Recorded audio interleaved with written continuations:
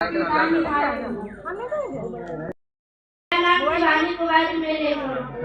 फिर जाएंगे अब लाने को हम खुद ले लेंगे तो दड़िया ना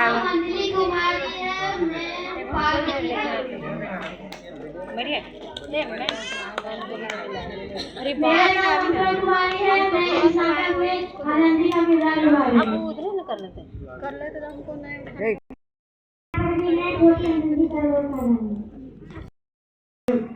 परिवार का लाल परागण के बाद भी अपनी पढ़ाई पूरी की और भारत की सफल अटक बनी है। तो थोड़ी बहुत त्रुटि हो गई है, लगा के दीजिएगा। और परेशान तो रहूंगा ना पार्वती, आखिर एक बेटी का बाप जो ठहरा। पार्वती अब उसके हाथ पीले करने का समय आ गया है। पर हमारी आनंदी तो अभी सिर्फ 9 साल की है, अभी तो उसके पढ़ने लिखने परेशान तो रहूंगा ना देते हैं। परेशान तो रहूंगा ना पार्वती, आखिर एक बेटी का बाप जो ठहरा। पार्वती अब उसके हाथ पीले करने का समय आ गया है। पर हमारी आनंदी तो अभी सिर्फ 9 साल की है, अभी तो उसके पढ़ने लिखने और खेलने कूदने के दिन हैं।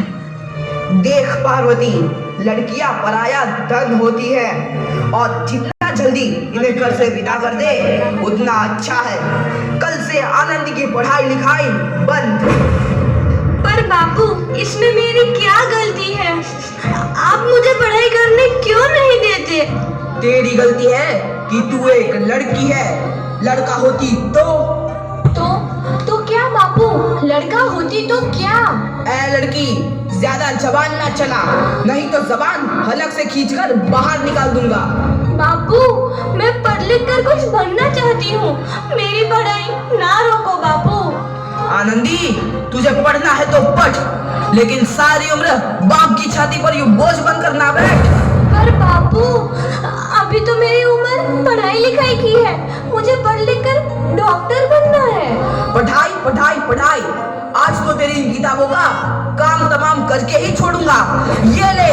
नहीं बापू, मत फाड़ो बापू। छोरी। नहीं बापू, नहीं। बापू, ये तुमने क्या किया? तुमने मेरी इन किताबों को ही नहीं फाड़ा बापू, मेरी किस्मत फाड़ दी, मेरी किस्मत। ये कापी किताबें ना सिर्फ छोरों के हाथ में अच्छी लगती है, लड़कियों के हाथ में तो सिर्फ मेहंदी अच्छी लगती है, मेहंदी। पर बापू, मैं लड़की हूँ तो क्या हुआ? लड़का और लड़की तो हमारी दोनों आंखों के समान होते हैं। चुप कर आनंदी, और यह एहसान मान कि अब तक जिंदा है तू। कहीं बचपन में गला दबा कर मार दिया होता तो यह तेरी बकबक नहीं सुननी पड़ती आज। पर बापू, मुझे चूल्हा जलाना अच्छा ना लगे है। देख छोरी, जितना जल्दी हो तू चूल्हा जलाना सीख ले, उतना ही अच्छा है तेरे लिए। और हाँ, तेरा ब्याह तो होगा, वो भी कल के कल। अपना जीवन है तुम्हारी यह कहानी, आंचल में है दूध और आंखों में है पानी। मुझे माफ कर दे बेटी, तेरे बापू के जिद के आगे मेरी एक न चलेगी। माफ कर दे बेटी, मुझे माफ कर दे। इस प्रकार मात्र 9 वर्ष की छोटी उम्र में आनंदी का विवाह गोपाल राव जोशी से हो गया। बाल विवाह एक सामाजिक कुरीति है और इस कुप्रथा का शिकार होना पड़ा आनंदी को। 5 वर्ष बाद आनंदी 14 साल की हो गई है। उसके घर एक शिशु ने जन्म लिया है। देखते हैं आगे क्या होगा। देखिए ना, इसे क्या हो गया है? इसका माथा तो अंगार की तरफ तप रहा है, इससे तो बहुत तेज बुखार है। आप बिना कुछ भी बोलते हैं, दीजिए मुझे। माधव, जल्दी से वैद्य जी को बुला के लाओ। जी, अभी बुला के लाता हूँ। ये तुम क्या कर रही हो आनंदी? भगवान की विभूति लगा रही हूँ।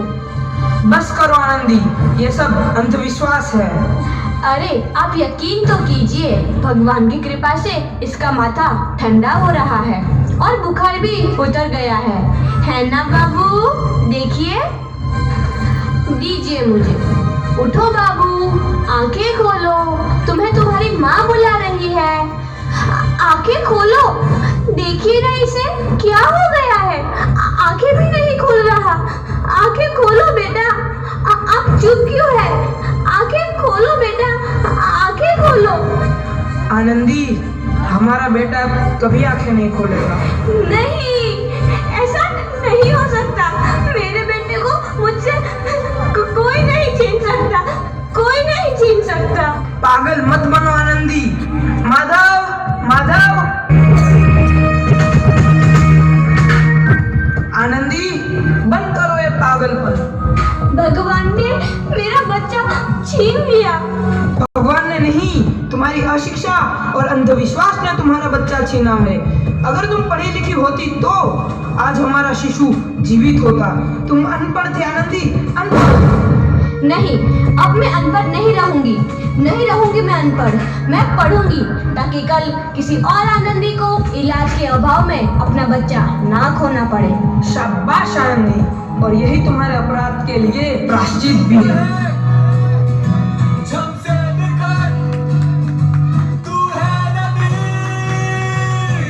आनंदी, तुम्हारी 12वीं का परिणाम आ गया है। तुमने पूरे कॉलेज में प्रथम स्थान अर्जित किया है। आनंदी, तुम्हारी मेहनत रंग लाई है। तुम्हें शिक्षा वृत्ति मिली है। ये लो तुम्हारे अमेरिका जाने की टिकट। मुझे शिक्षा वृत्ति मिल गई, मैं अमेरिका जा रही हूँ। पर ये सब मैं अकेले कैसे कर पाऊंगी? आनंदी, अपने आप को इतना कमजोर क्यों समझ रही हो? फिर इतना पढ़ने लिखने का क्या फायदा? तुम अभी गवार की। गवार नहीं हूँ मैं अब गवार।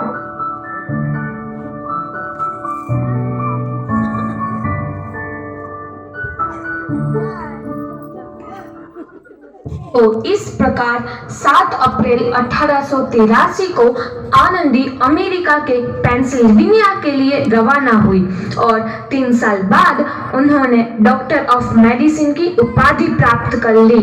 इधर आनंदी के पिता की तबीयत बहुत खराब है। आगे क्या होता है देखते हैं। लगता है अब मेरे जाने का समय आ चुका है। मैं नहीं बचूंगा। ऐसा मत बोलो। शहर के सिटी हॉस्पिटल में अमेरिका से डिग्री लेकर कोई बड़ा डॉक्टर आया है। एक बार वहां चलकर दिखा लेते हैं। हाँ, सही बोला भैया। कम से कम दिल को तसल्ली तो मिल जाएगी। हाँ हाँ, चलो चलो जल्दी हॉस्पिटल चलते हैं।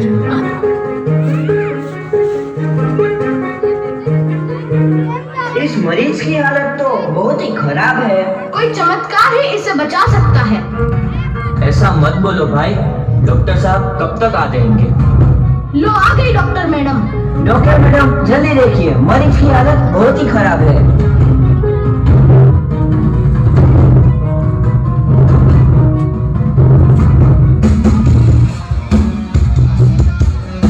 अब आप बिल्कुल ठीक हैं। मौत के मुंह से आपको बचाया है डॉक्टर मैडम ने। डॉक्टर साहब ने मुझे बचा लिया। मुझे मिलना है डॉक्टर साहब से। डॉक्टर साहब नहीं, डॉक्टर मैडम बोलो। डॉक्टर मैडम, उन्होंने ही तुम्हें जीवन दान दिया है। लो आ गई डॉक्टर मैडम, मिल लो उनसे। डॉक्टर मैडम, आपका बहुत बहुत धन्यवाद। आपने मेरी जान बचाई। इसके बदले में मैं गरीब भला आपको क्या दे सकता हूँ? वचन चाहिए मुझे कि कभी ये नहीं कहोगे कि लड़कियाँ कुछ नहीं कर सकती। वचन? ये कैसा वचन? अरे श्यामलाल, तुमने पहचाना नहीं? तुम्हारी बेटी आनंदी। आनंदी? मेरी बेटी आनंदी डॉक्टर? हाँ बापू, वही आनंदी जिसके लिए बचपन में तूने चूल्हा और दूल्हा के अलावा कुछ नहीं सोचा था। आनंदी, आनंदी मेरी बेटी, मुझे माफ कर दे। मैं तेरा गुनहगार हूँ बेटी।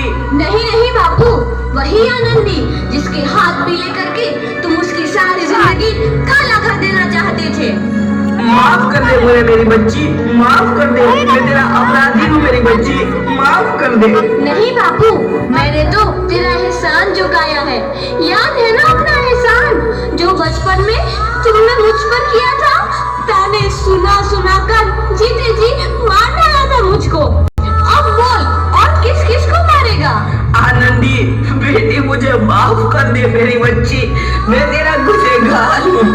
बापू, आपने ही तो बोला था किताबें सिर्फ बेटों के हाथ में अच्छी लगती है, बेटियों के हाथ में तो सिर्फ मेहंदी। बेटों और बेटियों में फर्क करना तो आंखों में फर्क करने समान है।